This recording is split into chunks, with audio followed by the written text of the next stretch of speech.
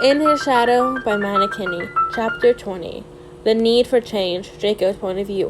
What the hell? I yelled after reading the letter I got from Harry. What? Blaze asked, stopping his snogging session with Vincent. Bloody Potter is trying to pull Harry back to his family. His whole school was on lockdown because they broke into the headmaster's office and demanded that Harry was given to them as if he was some kind of trophy. I told him, and he stood up, and he pressed my back into the chair. I grabbed my hair and pulled at it. I was getting angrier by the second.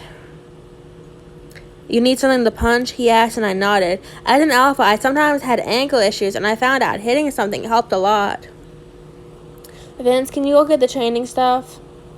Blaze asked his omega while I went to grab my own. Neville was in a special class with Professor Sprout because he wanted to study herbology later.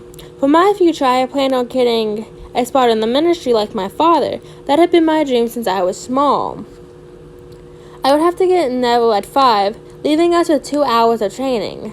We had to go to the room of requirements as a group.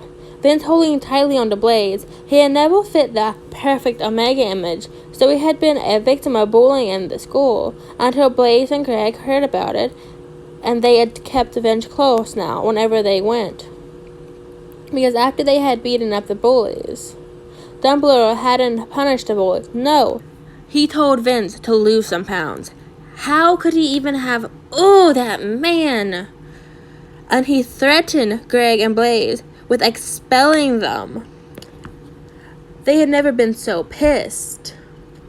But now I was hoping to release all my energy soon. The second we could enter, I headed over to the boxing bag, hitting it to no end. I felt so weak and pathetic, not being able to protect Harry from his own family. He was the most likely fighting his memories now, and I couldn't even fire call him as Dumblefuck shut down every form of communication besides letters. Harry was so fragile and grew up in a world that was set to destroy him, and now that we thought he had escaped, the idiot of an older brother came after him, and I'm sure he didn't reach out to him just to bring him home. Dumbledore must have told him to get his brother so he could use him as another pawn to sacrifice. And also, Henry's friends, Weasley and Granger, were horrible humans. Granger didn't care for anything but no wisdom, rubbing her smarts under each person's nose, and Weasley was only running on instincts. I looked over to Blaze, who was doing sit-ups, stealing a kiss from Vince every time he came up. Can you believe that Potter is so stupid? Bulgaria hates Dumbledore, basically. And didn't one of the Bolducs have something with Kronoff? I asked, and Blaze nodded. We all know the Potters have a low IQ. They're only little figures in a big plan made by Dumbledore. He's always talking about safety and saving us, while he spins others into a war he caused in some ways. I'm sure. Dumbledore is smart and manipulative, and that is the problem. I don't know why he hates Omega so much, but because we're taught like this, we're not going to change when we're adults, and the situation will stay the same. If Voldemort takes over, Dumbledore stays.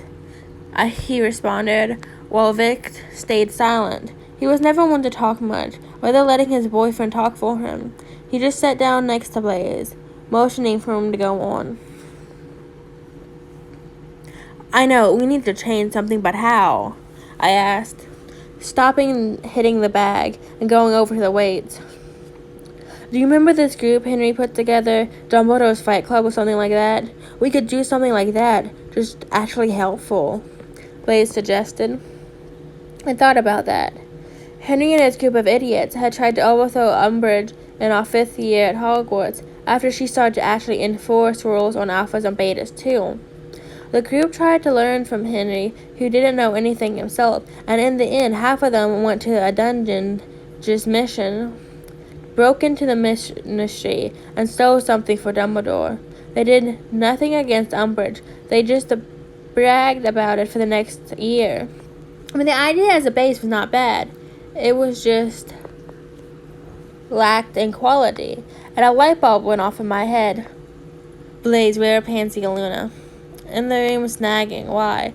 We need them. I'm going to go get Neville, and you try getting all the trustworthy Slytherin into a room. We need to work out a plan. We need to overthrow Dumbledore this year, and he's not allowed to see it coming. I grabbed my bag, leaving the room. And where are you going, Draco? Blaze asked, overwhelmed by all the information I was throwing at him. I'm getting Neville, and as I said, and then I'm going to have a talk with Snape. We need someone from the inside. End of chapter 20.